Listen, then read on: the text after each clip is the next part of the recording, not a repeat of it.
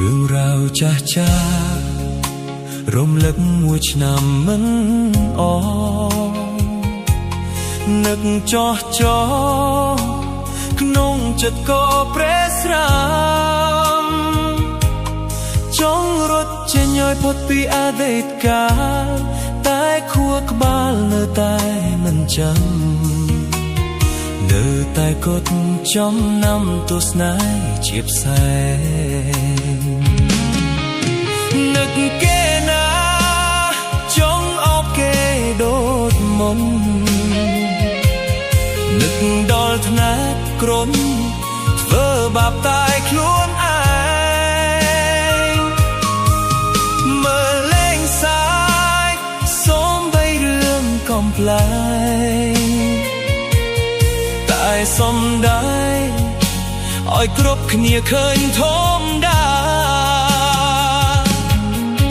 នឹកគេណា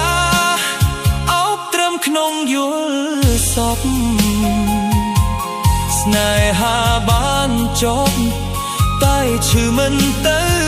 ណាលួចមើលមកគ្រប់ពេលដែលសោកាថាពេលណាជួបគេដងទៀត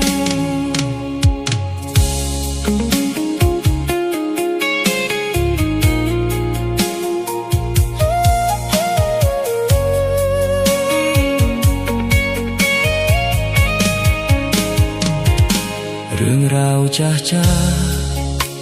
រំលឹកមួយឆ្នាំមិនអនឹកចោះចោក្នុងចិត្តក៏ប្រេស្រាំចង់រត់ចេញឲ្យផុតពីអតីតកាលតែខួរក្បាលនៅតែមិនចាំនៅតែកត់ចំណាំទស្សនាជាផ្សែងនឹកគេណាចង់អបគេដូចមុន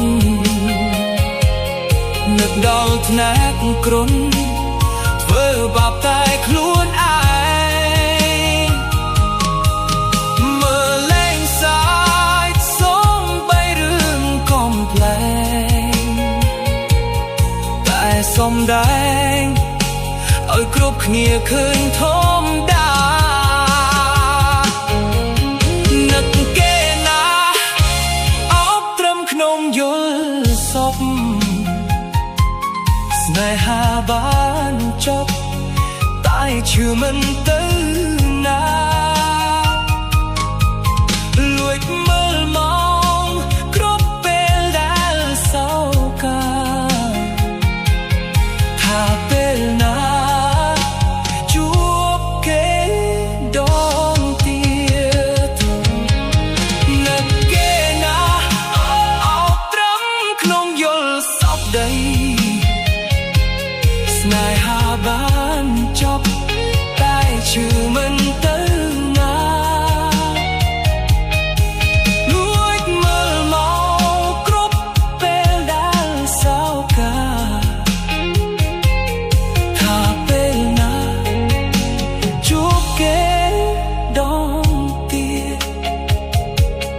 ថាពេល